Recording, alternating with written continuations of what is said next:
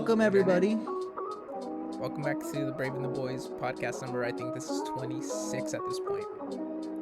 I don't know. My intro card will say Co-host Nightwing with me. it. Only fitting that we have another Nightwing there. Isabel and I got The that only for thing I you. don't like is like menu. the whole thing about Nightwing is that he has the best ass in comics, It's a week. and that's not much right there. So for today, we're gonna be going over a couple of hauls of what we've purchased since last time. Talk about some of the things that we're reading. Jake's playing with his Nightwing. And then we're gonna. I'm playing with my dick. Wow, that's not the only dick joke that we'll be talking about today. And going over Nightwing. Jake, what's the comic called? Leaping into the Light. Leaping into the Light by Tom Taylor. All right, Jake, you want to switch over and start off with a haul of what you've picked up since last time? So I got 3 books so far. I have a couple more on the way, but I got 3. My big thing is I'm trying to fill up my gaps. So as a completionist, sometimes omnibuses or collected editions will have 2 or 3 in a series. And the problem is if you don't buy them in time, they'll go out of print.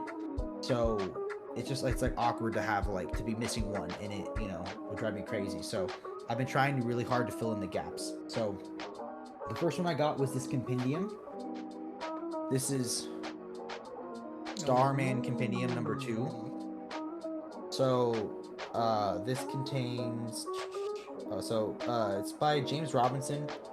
Starman is the story basically of the original Starman was a superhero in the Justice Society, and he had 2 sons, and one of them was always supposed to be, he was propped up to be, he was going to be the new Starman. And within the first week of him being the new Starman, he gets murdered. So that's all in the first issue. So basically the reluctant son has to step up and learn how to be the new Starman. And it's just watching the character learn how to fly, or watching him learn how to be a superhero when he doesn't really necessarily want to be, is just a really compelling story. So I've read part of the first one. I think there's supposed to be 3 compendiums in total. And I'm really excited to, once they all come out, to binge the series and learn a lot about it. It sounds pretty cool, actually. I think that's a pretty good sell on Starman, because I've never had any interest in the character, but that's a pretty cool fucking premise. I like it too, because when we interviewed Omar from Near Mint Condition, he said the last thing he talked to when he talked to the head of DC Collected Departments before they all got let go was, they asked him, they said, do you think if we sold Starman omnibuses, because a lot of people don't know this, but Starman was DC's original omnibus. But they weren't actual omnibuses. They were regular standard size hardcovers. There was maybe 5 of them that collected the full run. But they've been out of print for so long, and they haven't re-released Starman in anything. So they asked him, do you think if we did Starman as compendiums, people would buy them? And Omar says, no, dude, I think you should go omnibuses. People will buy it. He's like, oh, I don't know about that. He's like, but if we did it and we promised to do all of them, will people buy them? And Omar was like, yes. So that would have been nice if they released 2 omnis to fill in for the 3 compendiums. Yeah, I would have preferred that. But hey, compendiums are a great value. I got it for like $36 on in-stock trades. So not a bad way to go. The second gap that I filled in is this behemoth right here. And that's Green Arrow, the Longbow Hunters. So if any of our podcast viewers have watched Arrow and seen the more, grounded, real take, that wasn't always the case for the character. Green Arrow was kind of a laughingstock. He'd use a punching glove, arrow and things like that. And he was very jokester. He was basically just a pure Batman ripoff. But in the Longbow Hunters, it's really grounded. It's really gritty. He loses his money. He stops using trick arrows. He just shoots junkies and drug dealers and stuff with actual arrows. And it's just a really gritty take. So I got volume 1 a long time ago, and I'm glad I finally got volume 2. So that's Mike Grell's one on Green Arrow. Sounds cool. And then the last one I got, which is fitting for what we're doing today, is I got volume should be 3. I don't. Yeah, it's what What's the name They of it? call it Volume 2, but it's technically Volume 3. So it's Volume 2, Get Grayson. It collects Nightwing 87 through 91. In between the book we're going to talk about today, which is Leaping into the Light, Volume 1, and this one, there is a one called The Fear State. There was a spin-off, not a spin-off, a crossover called Fear State. So, Mhm. um, but I haven't picked that up just because I haven't read anything from Fear State yet. And what I have read, I wasn't a big fan of. Mhm. I've been a little reluctant on picking up because I have Fear State Batman, but I'm thinking of getting Fear State Saga to fill Yeah. in for all the side stories. But Because I think there's like a Batman, there's like two Batman, two Batgirl, two Nightwing, a mhm, Peacemaker, and then I think like Fear State Alpha. mhm.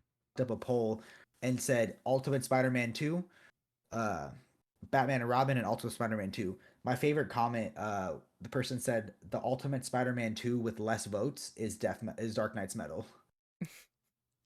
I uh I think I have decided, and I think it's gonna be none of the above. I've been thinking about getting Catwoman East End Okay. just because it's an Ed Brubaker story with one of my favorite artists, the late and great Darwin Cook. Yeah.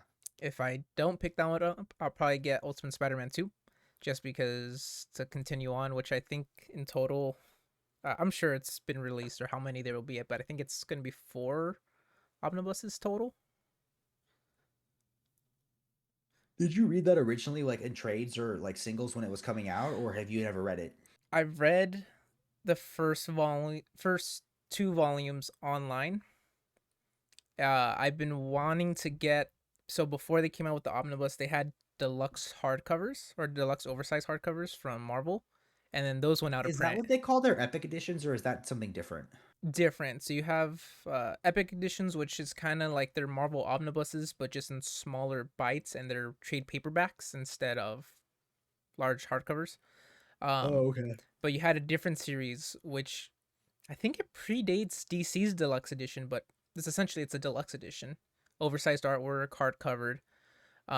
There was 20 volumes of Ultimate Spider-Man because it's essentially the same as a trade.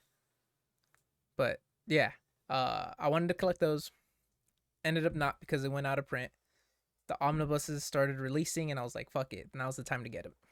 And I have a dog trying to get comfy for bed right now, sitting right back there. Have you done any reading lately, like comic book reading, other than Nightwing that we're going to talk about, or?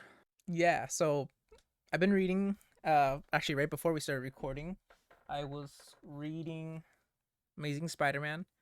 As of recording, I'm very far back. We're currently on issue 17, and um, I was reading 8. I was reading 8, 9, 10. So So what's like the deal with that? Like, give me like the elevator pitch of that run of Amazing Spider-Man. Like, what's going on? Is it just your standard Peter Parker? Is he young? Is he older? Like, is there any kind of blurb you can give? my opinion is it's kind of annoying mixed in with one of my least favorite artists, John Romita Jr. Uh, Oh God, so John, we should be Junior. yeah, it's Junior. I wish it was Senior. I love John Romita Senior's art. It's classic Spider-Man, but I don't like the way Junior portrays people's faces, especially when he does a 3/4 perspective. It just looks off every fucking time. Um, hey, sorry to cut you off from your originally scheduled Brave and the Boys program. No one's probably watching this besides me and Jake because we're the ones that go through the entire episode and watch it every fucking week. Um, I was editing the video right now. This is a couple days after that recording. I decided I did not like my take of the Amazing Spider-Man, or at least a recap of what's going on right now. So when I last left off, I was on issue 10, and I've decided instead of literally going over the events of what has happened previously, I would just read them from the book. Cause why not? I'm the one editing this thing. So 6 months ago, Peter Parker did something and now has to live with the consequences. His debt has been racked up, and he's buried bridges with most of his friends, and MJ has moved on from him. But he's starting to build himself back up, doing good work as Spider Man and taking a job at Oscorp, alongside intern Kamala Khan, aka Miss Marvel, although she and Peter don't know each other's identities. that's currently where we're at when I last left off on issue 10 of Amazing Spider-Man. Um, quick thoughts. I don't like that Mary Jane is with someone else that she now has kids. Kind of weird. Still weird that Peter's obsessing over her, but sure, I get it. He's been obsessing over her for the last since One More Day, basically. So yeah, definitely the comic feels like he's on a downturn and he's trying to build himself back up. I've been there. Mm. I did a lot of reading before Nightwing, and then we'll get into Nightwing after that. I read the Infinite Crisis Omnibus, Fuck, which, so oh my much. god, I don't even think I can get into that there. I'd read Infinite Crisis before, which is the sequel to Crisis on Infinite Earths. But with this one, it came with all like the Rogue's Revenge, which eventually became the Secret Six, which is a story of like all the supervillains team up together and six supervillains team up on their own. You get Day of Vengeance, which is like the Spectre goes crazy and attacks. You get the OMAC Project, you get the Death of the Blue Beetle, a lot of crazy stuff. But Mm-hmm. um, then you get the big old fight with Superboy Prime in Infinite Crisis. Mm-hmm. And when I finished it, I was like, "Where's all the cool stuff that happened in the fight?" And then I realized I was confusing it with a story I read a while ago called Sinestro Corpse War. So then I read Sinestro Corpse War, and that is amazing. I loved it. One of my favorite stories, and I really think you should read it. And then that led me into reading the second omnibus by Green Lantern. So I'm in Rage of the Red Lantern. So basically, all of these new colors of the Green Lantern spectrum start popping up. So there's green, which is willpower, yellow, which is fear, orange, which is greed. There's only one of them.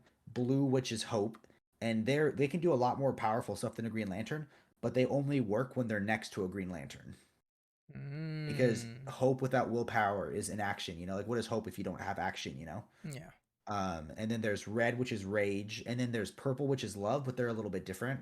But it's all leading to the Blackest Night, which is something that's really exciting. So yeah, man, I did that reading for myself, and I read Nightwing, which we can jump into when you're ready.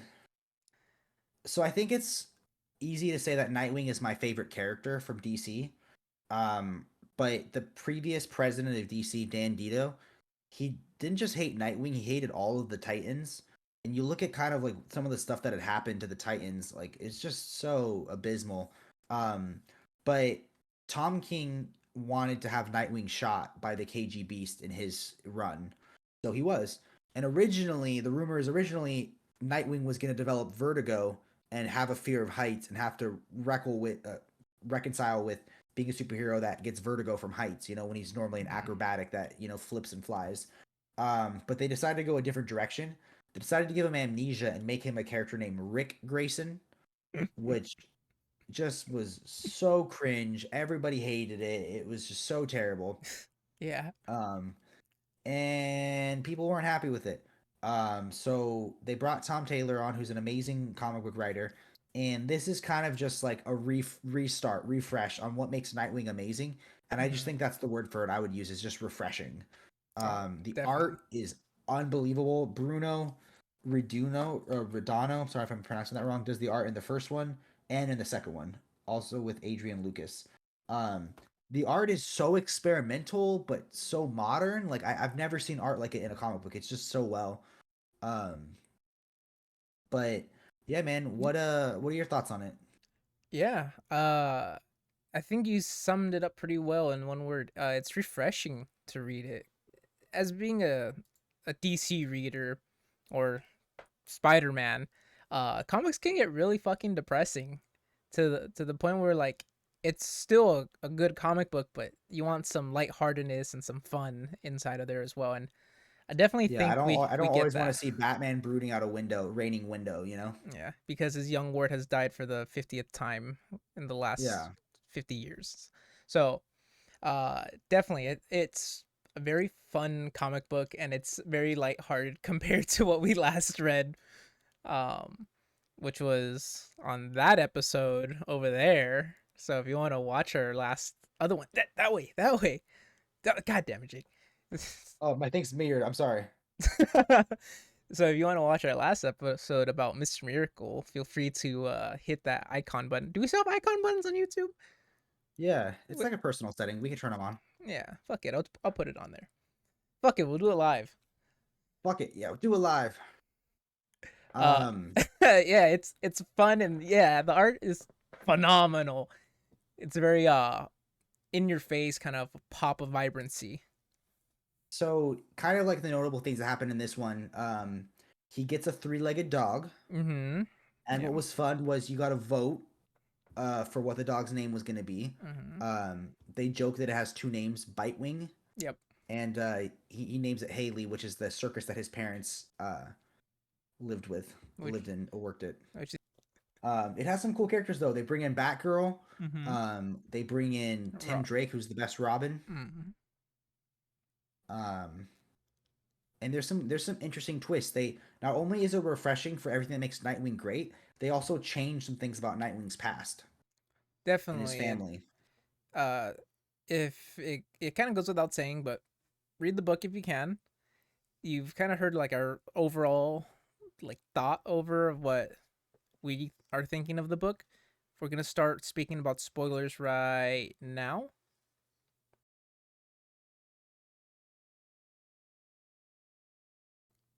I just want to show the art on one picture really fast. Can you see? Oh fuck, I don't really think you can see. Um, you can't really see, but how people are eating pizza, like they're holding it from underneath the pizza. Mm-hmm. That's like the only art I don't like. Is just people don't eat pizza like that. Yeah, so they introduce what I believe is a new villain. So they have some old villains like Blockbuster. Mm-hmm. And they have some new villains like the Heartless. Mm-hmm. And there's some other new characters that have some ties to his past. Yeah, so there is the introduction of a new character who is now the mayor of Bloodhaven because the previous mayor has been killed by Blockbuster. Blockbuster. Thank you. Uh, with the new introduction of the mayor, it is revealed, I think in issue 3 or 4, that it is Dick Grayson's sister. Yeah, which is a big change from the comics. So Yeah. you think she's going to be a villain, but now you kind of think she's a little bit of an anti-hero, maybe someone, a little more morally gray. Mm-hmm. But they do a flashback and it explains, like how they're related and stuff. And I thought it was actually done pretty tastefully. I didn't rub up against it in a negative way. Me either. At first, when they had that end panel of the issue where they said when she says "I'm your sister," I was like, "Oh no, I don't want them to going into it saying like, oh, Dick Grayson's father cheated on his mother and had an affair and had a secret sister." I'm so glad the way that they did it, which was before Dick's father and mother got together, which they were the Flying Graysons, just they weren't married or dating. He did have a relationship with another woman that he was able to save from. Jake, say his name. Was it Zuko? I can't remember if it's. Is it I think Tony? it's yeah, it's Is Tony Tony Zuko, I Zuko? think. Cool. That he saves from Tony Zuko. Some other things that are interesting that happen. For those of you who read any of the Batman, one of the big twists is that they killed Alfred. Mm-hmm. And Bruce lost all of his money. But it turns out Alfred had billions and billions of dollars as well because I mean, why not? I But mean, he leaves. I'm sure I mean, he has way the Waynes in have paid stock, him. bitcoins. Paid. I mean, he's a nanny for the richest person ever. So why not? Have a lot of money. Mm-hmm. Um, he leaves all of his money. He bequeaths all of his money to Nightwing. So another big thing is what Nightwing decides to do with the money. So I mean, he doesn't think there's anything heroic about being a billionaire, but he wants to use his money in a positive way. Mm-hmm. Just like Daddy Bruce does. Nightwing is He good though, man. yeah, Dick Grayson does something positive, so he decides to open up the Alfred Pennyworth's Foundation, which is the initiation to rebuild Bloodhaven with a better sense of community and help. I think, in particular, at the very end of the comic, he does insist that it's for first the homeless and then he'll build up to others because homeless children problem going on in Bloodhaven since the Heartless has been killing adults, taking their hearts. I also think that this came out around the same time that Tom Taylor was writing Superman, Son of Kal-El, Mm. which is about John Kent, and that's all about like what legacy does he fill in his father's shoes. He wants to do something to change the world on a world level, and then Nightwing is, one of his father figures, Alfred, dies, and it's just like how does he step up and change on a smaller scale a city because Nightwing's for the city, Superman's for the world, you know. But I think that they're really good companion pieces together. Could I also say one of the most heartwarming fucking scenes in the entire book is when he's talking to Superman for advice of what he should do with his money, and he goes over his plan to open up the Alfred Pennyworth Foundation. Um, and Superman says, "Yeah, it's a great idea," and that he's gonna be dipping from the Earth for a good long while, and he wants Nightwing to watch his son because he wouldn't have Oh, anyone else with such a great heart raise him or yeah. advise him. And oh my Yeah. goodness, this I book is love nothing this but positivity. I love the respect that Nightwing gets. Like he truly is like I mean, you'll see it at the end of Dark Crisis. They kind of hammer on that again. Like Nightwing is everybody's favorite. Like he's like everything that's positive about Batman without his flaws. Mm-hmm. I But he, might have to go away for a while. A lot will fall to my son John. It would mean a lot to me if you could give him some guidance and some friendship. Of course, if you think I can help. Honestly, I couldn't think of a better role model than you, Dick. oh, it's very uplifting. I love it, and the art is fantastic. I think the colors are just so vibrant. I don't own a physical copy of this comic. If they do release one, I would want to get an oversized just because of the art alone. Yeah, I would love an absolute someday. In volume 2, one of the first issues, there's no panels. The whole comic is done as full page. Mm-hmm. So I'll give you just one example. Well, my lighting's not very great, but everything is done full page. It's just so unique how they continuously like look at that. Like So cool. I really Uh, love it, man.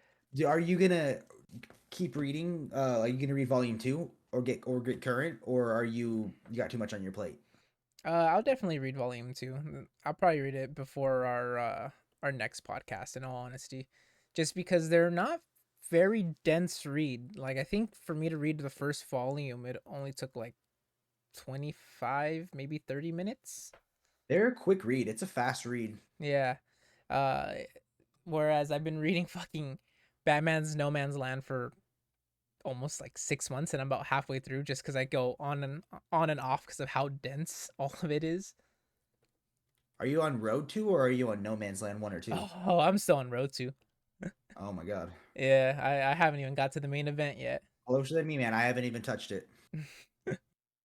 Yeah, I think that's kind of a good place to wrap it up. I'm tired. I want to go to bed, guys. But I think next podcast we'll still maybe try to do Animal Man. I've just been reading so much Green Lantern, dude. I'm so into Green Lantern right now. I, I Um, I think we said February for Animal Man. okay. So That's how about this? What if like next podcast we just do like top 5 omnibuses to start with and why, let's broaden that a little bit because we or had stories?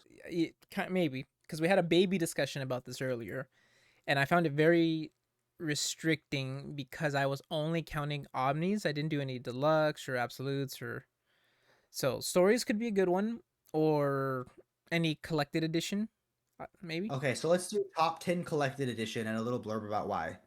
Cool. On next week's podcast, we'll be going over our individual top 10 books or collected editions for new Yeah, readers. for new readers and a great place to start. Even if you just buy one off the list, I think you'd have an amazing story to read. And if I really want to put the effort in, I will put links in for every single one of the books that we go over. Amazon affiliate links. I fucking wish, dude. There's a process to get those affiliate links. Hey, I got a week to do it. All right, we'll give it a shot. Awesome, guys. Thank you so much for joining us. Say good night to Nightwing. Night, Dick. Night, Nightwing. Oh, that sounds awkward. Yeah. You Mr. better not Grayson? cut that joke. You better not cut that night, Nightwing joke. Oh, I thought you were saying Night Dick. Night, Dick. Good Okay. Good night, guys. night.